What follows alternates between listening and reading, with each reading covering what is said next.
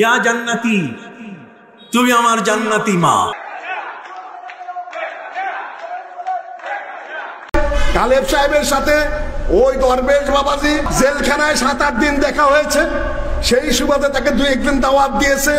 আমার বন্ধুরা, খালাতো ভাইরা এই যে ছড়ান শুরু করছে সালমান এফ রহমান। আরে সালমান এফ রহমান তো আমাদের যিনি সাবেক প্রধানমন্ত্রী, তার একজন ছোটখাটো শিষ্য মাত্র। 2-1 দিন দেখা হয়েছে, এই জন্যই গালেব সাহেবের অপরাধ হয়ে গেল। আর ওনার যে মা জননী, তার পায়ে ধরে সালাম বিনিময়ের পরেও তোমাদের কোনো দোষ নাই। আমরা নাকি আওয়ামী লীগের দোষর ছিলাম, নাউজুবিল্লাহ। অথচ হাসিনাকে মা জননী কে বানাইছে বলেন দেখি? তারা সার্টিফিকেটকে তারা সরকারি অনুমোদন দিয়ে তাদের মা হয়ে গেছিল কয়দিন আগেই আমরা তাদের মুখ থেকে সরাসরি জনগণের সামনে বক্তব্য দিচ্ছে যে জননেত্রী হলো ইনি জান্নাতি, তুমি আমার কি জান্নাতি মা। ইনি কি জান্নাতের সার্টিফিকেট যারা দিল, তারাই কিন্তু জলসাটা বন্ধ করার জন্য আমাদের প্রতি মিথ্যা অপবাদ দিচ্ছে যে এরা হলো আওয়ামী লীগের দোসর। আত্মাহারিক টিভি, ওহির আলোয় উদ্ভাসিত জীবনের জন্য। অত্যন্ত দুঃখের সাথে আজকে কথাটা বলছি, আমাদের এটা জানার পর অত্যন্ত দুঃখ লেগেছে যে আসলে আমাদের একটা পরিচিতি আছে অমুসলিমদের কাছে যে আমরা আল্লাহ প্রদত্ত দ্বীন ইসলামের আমরা অনুসারী। ইন্নামাল মুমিনুনা ইখওয়া, আমরা মুসলমান সবাই ভাই ভাই, সবাই কি ভাই ভাই। আর বাকি মুসলমানদের মধ্যে যেটা বিভেদ রয়েছে সেটা আকীদার বিভক্তি হোক, আমলের বিভক্তি হোক, শরীয়ত বোঝার বিভক্তি হোক, এটা আমাদের মধ্যেই থাকবে। এটা প্রত্যেকেই তার নিজ জায়গা থেকে তাদের জ্ঞান গর্ব অনুযায়ী তাদের দলিলকে তারা মানুষের সামনে পেশ করবে। মানুষরা যেটা ভালো মনে করবে সেটা গ্রহণ করবে। কি কথা বুঝে আসলো? কিন্তু আমরা যদি মুসলমানের বিরুদ্ধে হাতিয়ার উঠাই, আমরা যদি একজন আরেকজনের মসজিদ ভাঙি, একজন আরেকজনকে কাফের ঘোষণা দিয়ে তাকে হত্যা করতে যাই, তাহলে অমুসলিম তারা কি আমাদেরকে ভয় করবে? তারা আমাদেরকে নিয়ে হাসবে না? এখন বর্তমান মুসলমান অবস্থা তাই হয়ে গেছে। ঠিক আছে, মুসলমানদের অবস্থা, তারা মুখে বলছে ইয়াকা নাবুদু ওয়া ইয়াকা নাস্তাইন, আয় আল্লাহ শুধু তোমার ইবাদত করি আর তোমার কাছে চাই, কিন্তু বাস্তবে তারা গায়রুল্লাহর ইবাদত করছে, গায়রুল্লাহর কাছেও চাচ্ছে। মুখে বলছে ইহদিনাস সিরাতাল মুস্তাকিম, আয় আল্লাহ আমাকে সোজা পথ দেখাও। সোজা পথ কোনটা? সিরাতাল্লাযীনা আনআমতা আলাইহিম, সোজা পথ ওই পথ যেই পথে পরিচালিত হয়ে তারা দুনিয়ায় পুরস্কৃত হয়েছে। তারা কারা? মাইয়ুতিল্লাহ ওয়ার রাসূল, যারা আল্লাহর আনুগত্য করবে এবং তার রাসূলের আনুগত্য করবে, তারাই প্রকৃতপক্ষে ওই সিরাতে মুস্তাকিমের উপর থাকবে। তাহলে এই আয়াতের আলোকে আহলে হাদিসরা তারা সিরিফ পবিত্র কোরআন এবং সহিহ হাদিসের অনুসরণ করে, অথচ আপনি তাদের রক্তকে হালাল মনে করতেছেন। আপনি একজন মাজার পূজারী, আর আপনি একজন মাযহাবী, আপনি একজন রসুলের তরিকা ছাড়া অন্য কারো তরিকায় চলা মানুষ। আপনার আকীদার মধ্যে তাওহীদ নাই, আপনার আমলের মধ্যে সুন্নত নাই, বরং কথায় শিরিক, কর্মে শিরিক ভরা। অথচ আপনি আমার প্রোগ্রামকে বানচার করতেছেন এই বলে যে এরা হলো নাম কেউ আসতে মুসলমান, এরা বাতিল। ঠিক আছে, আর একটা অপবাদ দিচ্ছে যে আমরা নাকি আওয়ামী লীগের দোষর ছিলাম, নাউজুবিল্লাহ। অথচ আওয়ামী লীগ কিনা হাসিনাকে মা জননী কে বানাইছে বলেন দেখি?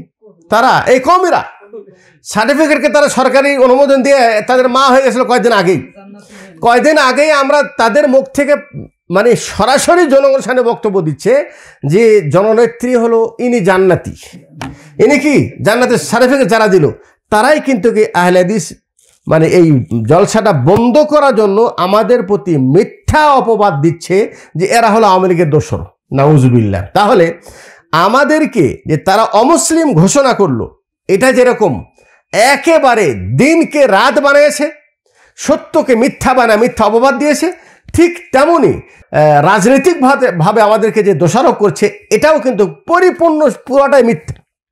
মনে রাখবেন, মিথ্যা চিরদিন টিকবে না।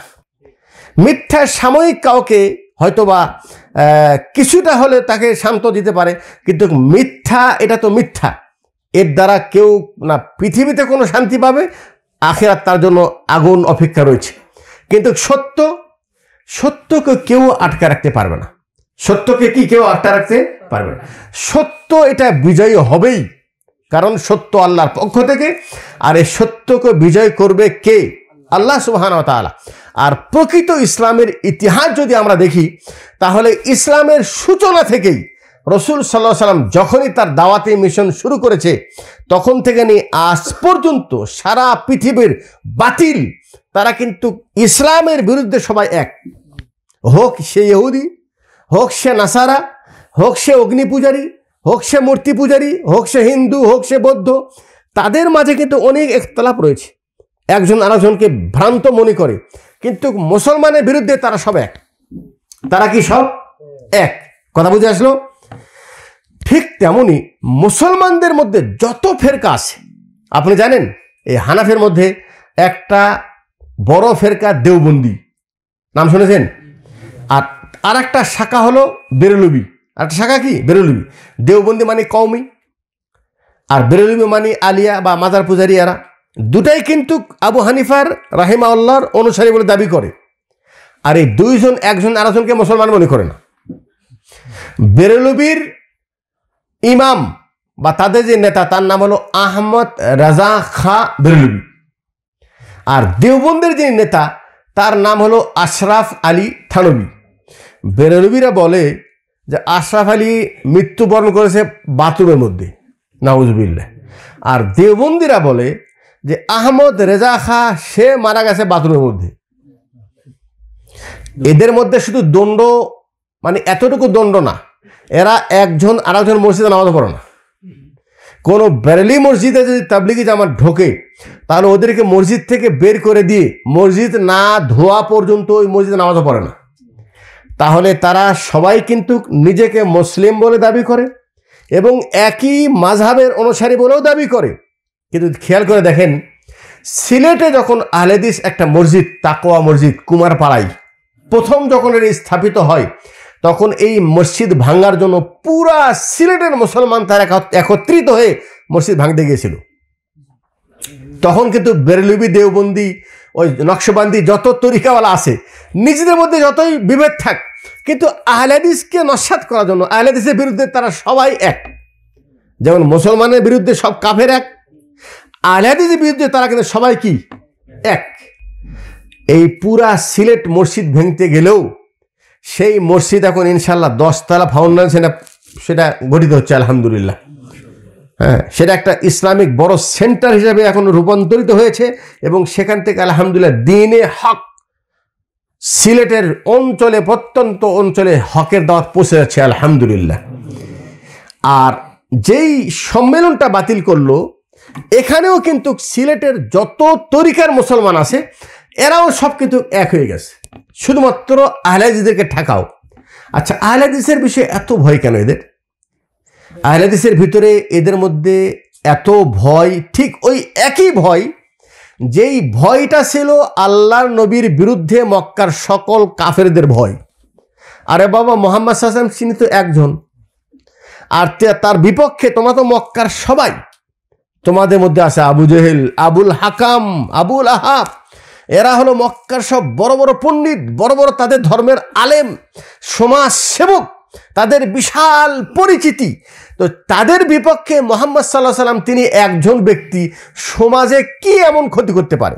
তার দাওয়াত সেদিক, ঠিক আছে, কিন্তু তারা তাদের ভয় কথা জানেন? তাদের ভয় হলো এই যে আমাদের কথায় মানুষ আসর করে না, আমাদের কথা মানুষ কি আসর করে না। কিন্তু মুহাম্মাদের কাছে যে জাদু আছে, এই মুহাম্মাদের মুখ থেকে যে আয়াতগুলি শোনে, এই আয়াত শোনার পর মানুষ তো তার দিকে ধাবিত হয়ে যায়।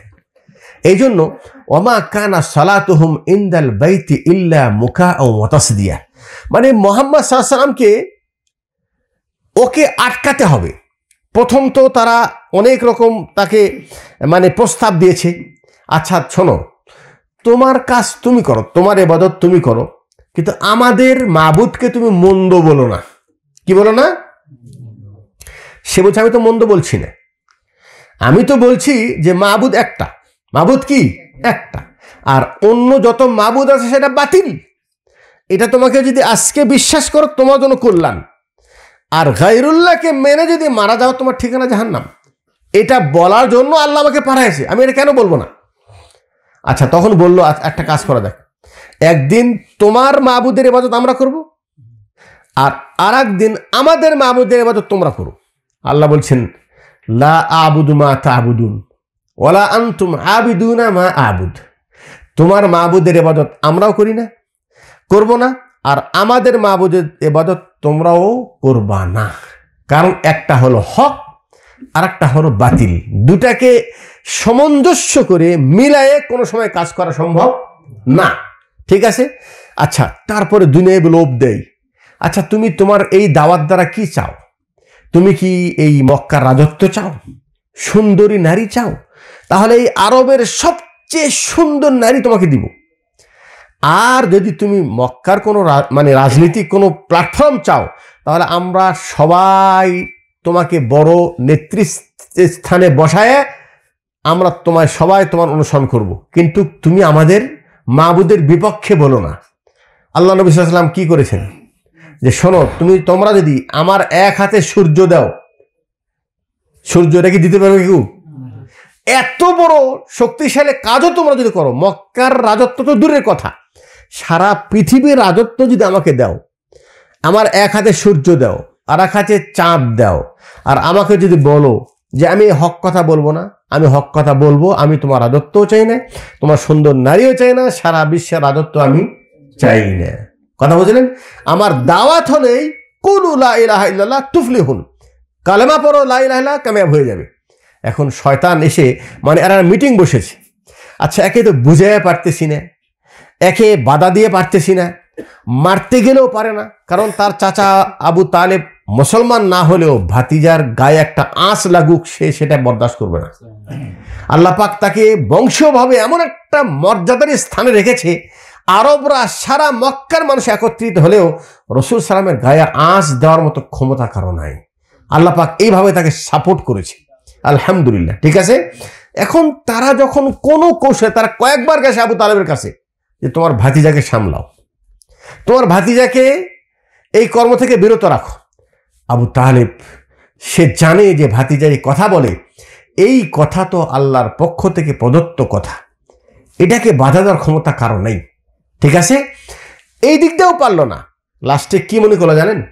লাস্টে তারা একটা মিটিং বসলো যে কি করা যায়। প্রথমত চেষ্টা করেছে যে এর কথা যে শোনে সে তার প্রতি মুগ্ধ হয়ে যায়। এমনকি সালাত যখন শুরু করে তখন উনি যে কোরআন তেলাওয়াত পড়ে, কাফেররা সেই কোরআন শোনার জন্য কান পেতে রাখে। কারণ এই কোরআনের যে বাণী, এই কোরআনের যে মাধুর্য, এটা তো কোনো সাধারণ মানুষের কথা না, এটা যার অন্তরে যায়, আল্লাহ যার হেদায়েত চায় তাকে যেন টেনেই আসে মুহাম্মাদের কাছে। সে এসে বলে আমাকে কালমা পড়া, লা ইলাহা ইল্লাল্লাহ কালমা পড়ব। কথা বোঝেন নেই? দেখা যাচ্ছে তারা কোনো পন্থাতেই রসুলকে তার দাওয়াতি মিশন থেকে বাধাগ্রস্ত করার কোনো পন্থা পাচ্ছে না। লাস্টে কি পন্থা নিয়েছে জানেন? তারা মিটিং বসেছে কি করা যায়। তো কেউ বলছে ওকে মক্কা ছেড়ে ওকে একবার মানে হিজরত করে বিদেশে পাঠিয়ে দাও, তারা কোনো ক্ষতি হবে না। আর একজন বলে যে ওকে তুমি যেখানেই পাঠাও ও সেখানে তার অনুসারী হবে, লাভ নেই। মক্কা থেকে মদিনা পাঠাও, ওখানে অনুসারী হয়ে যাবে। হাবশায় পাঠাও, সেখানে তার অনুসারী হয়ে যাবে। কারণ তার কাছে এমন জাদু আছে, জাদু তো নয়, হক। কি আছে? এমন হক আছে যে হকের বাণী যার কানে যাবে সে তার অনুসারী হয়ে যাবে। অতএব তাকে এখান থেকে বিতাড়িত করে অন্য জায়গায় পাঠায় লাভ নেই।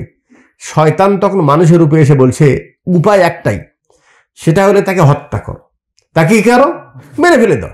সে যদি মরে যায় খালাস, এখন তার কথা তো কেউ শুনবেও না, তার মুখ থেকে আয়াতও কেউ শুনবে না, তার অনুসারী কেউ হবে না। তখন বলছি আসলে কথা তো ঠিক, এটাই পথ, এটা ছাড়া কোনো তার থেকে বাঁচার কোনো উপায় নেই। কথা বুঝে আসলো? আমার কথা বুঝে আসলো? এখন কি করতে হবে? বাড়ি ঘেরাও করো। কালকে সকালে যখনই ঘর থেকে বের হবে তাকে হত্যা করবো। তার কি করবো? সারা রাত জেগে বাড়ি পর দিচ্ছে। আর আল্লাহ তাআলা বলছেন জিবরাইলকে পাঠায়, জিবরাইল মোহাম্মদকে বলো বাড়ি ছেড়ে এখন মদিনায় হিজরত করে চলে যাক। আচ্ছা, মদিনায় হিজরত করে চলবে, চারিপাশে যে লোকজন তাকে পাহারা দিয়ে রাখছে।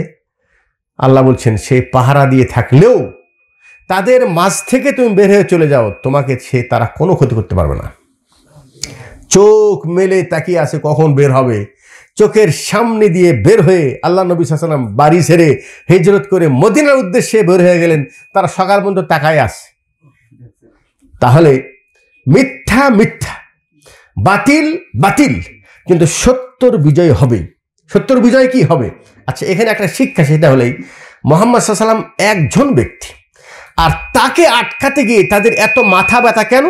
এই জন্য যে মুহাম্মদ সাল্লাল্লাহু আলাইহি ওয়াসাল্লামের কথা যার কানে যায় সে তার মুগ্ধ হয়ে যায়। অতএব তাকে হত্যা না করে উপায় নাই বাঁচার। কথা বুঝে আসলো? এই ইসলামের ওই দিন থেকে যে কৌশল কাফেররা, ওই দিন থেকে যে কৌশল তারা অবলম্বন করেছে, আজ পর্যন্ত ইসলামের বিপক্ষে, সঠিক ইসলামের বিরুদ্ধে বাতিল্লা ওই একই কৌশল অবলম্বন করে। আচ্ছা বলেন দেখি, বাংলাদেশে আহলাদিসের সংখ্যা কত হবে শতকরা? 2% হবে না, 10, একেবারে খুবই কম, নগণ্য। ঠিক আছে না? হাজারে একটা এরকম গণনা করেন। আর তার বিপক্ষে কত কওমি মাদ্রাসা, কত পীর, কত খানকা, কত বড় বড় জলসা। আরে বাবা, এক এক বক্তা এখন বর্তমানে জলসা দেখতেছি আমরা, লাখ লাখ মানুষ তাদের বক্তব্য শুনছে, হেলিকপ্টার দিয়ে বক্তব্য দিচ্ছে। কই আমাদের আহলাদিসের কোনো বক্তাকে হেলিকপ্টার আসে না? আমাদের জলসা হয় ছোট ছোট জলসা, অল্প মানুষ হয়। তো আমাদেরকে নিয়ে মানুষের এত ব্যথা কেন, এত দুশ্চিন্তা কেন? ওই যেই দুশ্চিন্তা রসুলের যুগে ছিল, ওই একই দুশ্চিন্তা এখনো আছে। এটা আমার কথা? জি না, আমার কথা না।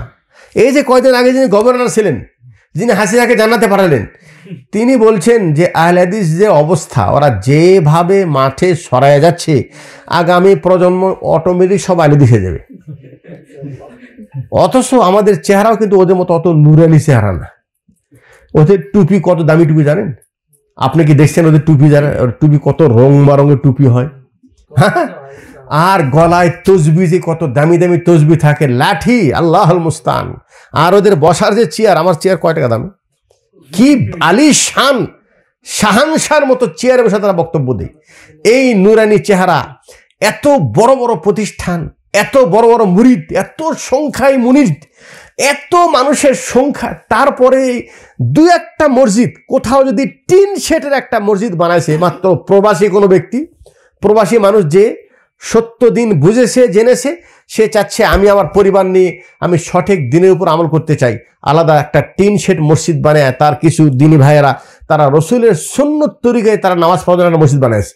এখন এই মসজিদ, ওই এলাকার সব মসজিদ তো তাদের, যত নামি দামি বড় মসজিদ সবই তো তাদের। এই সবগুলো মানুষের মাথা ব্যথা। ওরে বাপরে, এরা আসলো কোত্থেকে? এরা আজকে এই টিনে মসজিদ দিয়েছে, এরা আস্তে আস্তে আমাদের এলাকা দখল করবে। আরে বাবা, আমি যে বেচারা মসজিদ বানাইছে তো আলেমও না, সে হয়তো প্রবাস থেকে গেছে, আলেমও না। এর ভয় কেন? জি, একটা ভয় আছে। সেটা হলে যে আহলে হাদিস আলেমরা বক্তব্যের মধ্যে সুরও দেয় না। সুর দেয়? গজলও গায় না। গজল গায়, মানুষকে হাসায় কাদায়ও না। আবার এদের চেহারাও অত ভালো না, এদের নাম দাম অত না, এরা হেলিকপ্টার দিয়ে আসে না। কিন্তু এদের মানুষ জলসা বক্তব্য শুনে সব এদের ভক্ত হয়ে যায়। কি হয়ে যায়? হচ্ছে কি হচ্ছে না? হচ্ছে কি হচ্ছে না? এই ওই দিনে যে ভয় ছিল, সেই ভয় এখনো বাতিলের মাঝে কাজ করতেছে। এই ভয় এখন কি বাতিলের মধ্যে কাজ করতেছে। এই জন্য সিলেটে একটা মাদ্রাসার ময়দানে একদিন একটা জলসা করলে পুরা সিলেটের মানুষ কি তারা কি করবে বলেন? কি এমন ক্ষতি হবে? এটা একটা বিষয়। আসলে ক্ষতি কিছু না, তারা জানে যে এদের কথার মধ্যে আকর্ষণ আছে। কি আছে? সে আকর্ষণটা কি? তারা হক কথা বলে। তাদের মুখ থেকে বহু বক্তব্য শুনেছেন যে আহলে হাদিসদের বক্তারা শুধু কোরআন হাদিসের কথা বলে, কিসসা কাহিনী বলে না। শোনেন এটা? হ্যাঁ, আলহামদুলিল্লাহ, তাদের মধ্যে যে বক্তাগুলি আমাদের অনুসরণ করে, তাদের বক্তারা যারা কোরআন হাদিস ভিত্তিক বক্তব্য দিচ্ছে, তাদেরও কিন্তু অনুসারী বহু জনপ্রিয় হয়ে গেছে। হ্যাঁ, আর যারা কিসসা দিয়ে বক্তব্য দেয়, হ্যাঁ, ওদের বক্তব্য আজকাল মাঠে কেউ খায় না, ওরাই সেটাকে প্রত্যাখ্যান করেছে। তো তারা দেখতেছে এদের থেকে বাঁচার একটাই উপায়, সেটা কি? এদেরকে হত্যা করো যেখানে পাও। কথা বুঝে আসছেন তো? এদের মসজিদ ভেঙে ফেলে দাও। এরা যেখানেই কোনো জলসা জুলুস করবে সেখানে তাদের বাধাগ্রস্ত করো। এই জন্য সারা সিলেটের আলেম জনতা একসাথে হয়ে আগামীকাল সে যে জলসা ছিল, সম্মেলন ছিল, এটাকে বানচার করেছে। আমি তাদেরকে আমার এই ছোট্ট জায়গা থেকে একজন মুসলিম ভাই হিসাবে তাদেরকে বলতে চাই, ভাই আপনি একজন মুসলমান, আপনার চেষ্টা থাকা উচিত যে আপনি এমন কর্ম করেন যে কর্মের কারণে আল্লাহ যেন আপনার প্রতি সন্তুষ্ট হয়ে জান্নাত দেয়। এটা হলো আমাদের চাওয়া আপনার কাছে। আর আপনি এমন কোনো কর্ম করেন না যেই কর্ম আপনাকে জাহান্নামে দেখে নিয়ে যাবে। আল্লাহ পাকের আয়াতকে আপনি শোনেন নাই? আল্লাহ পাক বলছেন সূরা বাকারার 114 নম্বর আয়াত, ওমান আজলামু মিম্মা মানা মাসাজিদাল্লাহ। ওই ব্যক্তির চাইতে বড় জালিম কে হবে যে মানুষদেরকে আল্লাহর মসজিদে ইবাদত করা থেকে বাধা দেয়। আই ইউযকারা ফিহা, ওই মসজিদে আল্লাহর গুণগান হোক, আল্লাহর দিন নিয়ে আলোচনা হোক, আল্লাহর নাম নিয়ে আলোচনা হোক, সেটাকে আল্লাহর জিকির হোক, এটা থেকে তারা মানুষদেরকে বাধা দেয়। ওয়াসাফি খারাবিহা, এবং সেই মসজিদটাকে তারা নস্যাৎ করার ভাঙ্গান মানে তারাকে খারাপ মানে সেটাকে অনাবাদ করার, মসজিদটাকে নষ্ট করার তারা চেষ্টা করে। এখানে নষ্ট হয় অথবা ভেঙে ফেলছে মসজিদ কি ভেঙে ফেল দিচ্ছেন। আল্লাহ বলছেন যারা এই কর্ম করবে উলাইকা মা কানা লাহুম আন ইয়াদখুলুহা ইল্লা খায়ফিন, তাদের উচিত তারা যখন মসজিদে ঢুকবে তখন তারা যেন আল্লাহর ভয় করে ঢোকে, কারণ আল্লাহ তাআলা তাকে যে কোনো সময় জমিনের ভিতরে পুঁতে দিতে পারে। লাহুম ফিদ দুনিয়া খিজ, তাদের জন্য দুনিয়াতে লাঞ্ছনা রয়েছে। ওয়ালাহুম ফিল আখিরাতি আযাবুন আযীম, আখিরাতে তাদের জন্য অত্যন্ত কঠিন শাস্তি আছে। তাহলে আহলে হাদিসরা সেই জলসায় যে কল আল্লাহ কল রসুল বলতো, আপনার উচিত ছিল আপনি ওই স্টেজে বসবেন, ওই স্টেজে বসে বলবেন আহলে হাদিসের বক্তব্য যদি কোনো একটা কথা কোরআন হাদিসের বিপক্ষে চলে যায়, আপনি সেখানে বলেন যে আপনার এই কথা কোরআন হাদিসে নাই, আপনি এটা প্রমাণ দেন। তাহলে এটা উচিত ছিল। এটা কি ছিল? উচিত ছিল। আপনার তো সংখ্যায় কম না, আপনার তো এলিমের দৌড় আপনার কম না, তা আপনি ভয় কেন? আপনি কেন লাঠিনা রাস্তায় বের হয়েছেন এবং আপনি একটা মুসলমানের রক্তকে কিভাবে আপনি হালাল মনে করে বলছেন যেখানে আহলে হাদিসদেরকে পাও সেখানে হত্যা করো? এটাকে একটা মুসলমান বলতে পারে? আমরা আপনাদের কর্মকাণ্ডে আমরা বিধর্মীদের কাজে লজ্জিত যে আমরা মুসলমান হয়ে মুসলমানের বিরুদ্ধে যেভাবে উস্কানি দিচ্ছি। আজকে আমাদের এই কর্ম দেখে অমুসলিমরা আমাদের এই কর্ম দেখে তারা অবশ্যই হাসতেছে যে তোরাই মর, তোরাই মারামারি কর। ঠিক আছে। আর একটা বিষয় সেটা হলে আপনি সত্যকে নিজেও জানলেন না, সত্যকে জানার চেষ্টাও করলেন না, অথচ আপনি শুধুমাত্র হাটধর্মী এবং জিদ করে আপনার বাতিলটাকে বলবৎ রাখার জন্য আপনি হকের বিরুদ্ধে দাঁড়িয়ে গেলেন। আপনার পরকাল ধ্বংসের জন্য আপনার এই কর্মকাণ্ডে যথেষ্ট। আমি আপনাদেরকে নসিহত করছি, আপনার দ্বারা মুসলমানদের উপকার হোক অপকার করার চেষ্টা করেন না। তো আমি আলোচনা যে শুরু করেছিলাম, মুসলমানরা কিসের মধ্যে আছে ভাই বলেছিলাম? মূর্খতার মধ্যে আছে, নাকি জাহালাতের মধ্যে আছে, অজ্ঞতার মধ্যে আছে। আর মুসলমানরা আছে ধোকায়। আছে কি? ধোকায়। তার মধ্যে একটা এটা বললাম যে মুসলিম হয়ে তুমি কিভাবে মসজিদ ভাঙতে আসো আরেক মুসলমানের, তুমি মসজিদ হয়ে আরেকটা মুসলমানের বক্তব্যকে তুমি কিভাবে সেটাকে তুমি বানচার করার চেষ্টা করো। এটা তোমার জাহালাত, মূর্খতা, অজ্ঞতা। এটার শাস্তি তোমাকে পেতেই হবে। রাসূল বলছেন লাআন আল্লাহুল ইয়াহুদা ওয়ান নাসারা, আল্লাহ ইহুদি এবং নাসারার উপর অভিশাপ করুক। কেন? ইত্তাখাদু কুবুর আম্বিয়াইহিম মাসাজিদ, তারা তাদের নবীগণের কবরকে সেজদার জায়গা বানিয়েছে। তার রাসূল যে একটু আগে বললেন যে ওরা যা করেছে তোমরাও তাই করবা। তাই না? ওরা কবরকে সেজদা বানিয়েছিল, আমরা কি করেছি? আমরা তো শুধু নবীর কবরকে বানাইনি, হ্যাঁ, গাদা শাহ, ন্যাংটা শাহ, হ্যাঁ, বাদশাহ, মানে কত রকম যে মাজার আছে রে ভাই। হ্যাঁ, কেল্লা শাহ, পাগল শাহ, পাগলা মসজিদ, পাগলা মাজার, ল্যাংটা মসজিদ, ল্যাংটা মাজার, নাউজুবিল্লাহ। এই সব জায়গায় সেজদা করে হিন্দুরা, মুসলমান। আর মনে রাখবেন, যেই মুসলমানরা এই ন্যাংটার মাজারে পূজা করে সেই মুসলমানরা আহলে হাদিস জলসাকে তারা বানচার করার জন্য সরকারের কাছে তারা জোর দাবি জানাচ্ছে এবং তারা শক্তি প্রয়োগ করেছে, যে শক্তি তাদের বেশি। এই জন্য তারা রাস্তা নেমেছে যে কোনো ক্রমেই আহলে হাদিসদের কোনো জলসা করতে দেওয়া যাবে না।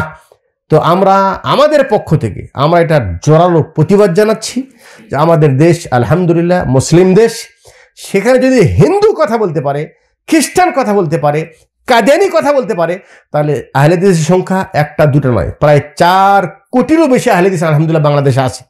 এবং নিঃসন্দেহে প্রকৃত ইসলাম আহলে হাদিসদের কাছেই আছে। অতএব আহলে হাদিসের বিরোধিতা করা মানে আপনি কিয়ামতকে তাড়াতাড়ি ডেকে নিয়ে আসতেছেন। এরা যদি দুনিয়া থেকে চলে যায়, তোমার এই মাজার পূজারি আর এই গায়রুল্লাহর ইবাদত আরো বেড়ে যাবে, তখন আল্লাহর ইবাদতকারী প্রকৃতপক্ষে কেউ থাকবে না, আল্লাহ কিয়ামত চলে আসবে। কথা বুঝে আসলেন ভাই? আপনাকে বলছি, আপনি আপনার আমলকে নষ্ট করেন না, আপনি আপনার আখিরাতকে নষ্ট করেন না, এমন কোনো ষড়যন্ত্র করেন না যার দ্বারা আপনার আমলটা নষ্ট হয়ে যাবে। আল্লাহ রাব্বুল আলামিন সারা বিশ্বের মুসলমানদেরকে সঠিক দিন বোঝার তৌফিক দান করুন।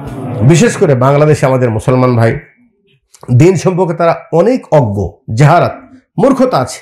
আল্লাহ তুমি তাদের জাহালাতকে দূর করে দিয়ে, আমি বলছি না যে আহলে হাদিসের দিন গ্রহণ করুক, আমি দোয়া করছি আল্লাহ আমাদের দেশে মুসলমানদেরকে ইসলামের প্রকৃত রূপ চিনার তৌফিক দান করো। আল্লাহ সঠিক ইসলামের তাদের ফিরে এসো এবং তাদেরকে সেই সঠিক ইসলামের সহযোগিতা করার তৌফিক দান করো। আল্লাহ আমাদের পৃথিবীতে দুনিয়ার চলার ক্ষেত্রে বাধা বিঘ্নতা আসবেই, আয় আল্লাহ এই বাধাতেও যেন আমরা হক না ছাড়ি, হকের উপর যেন অটল থাকতে পারি, আল্লাহ সেই তৌফিক দান করো। এবং আয় আল্লাহ তোমার দিন যারা প্রকৃত দিন যারা ধরে রেখেছে, আল্লাহ তুমি তাদের জান মালের হেফাজত করো। ওয়া আখিরু দাওয়ানা আলহামদুলিল্লাহি রাব্বিল আলামিন। আসসালামু আলাইকুম ওয়া রাহমাতুল্লাহি ওয়া বারাকাতুহু।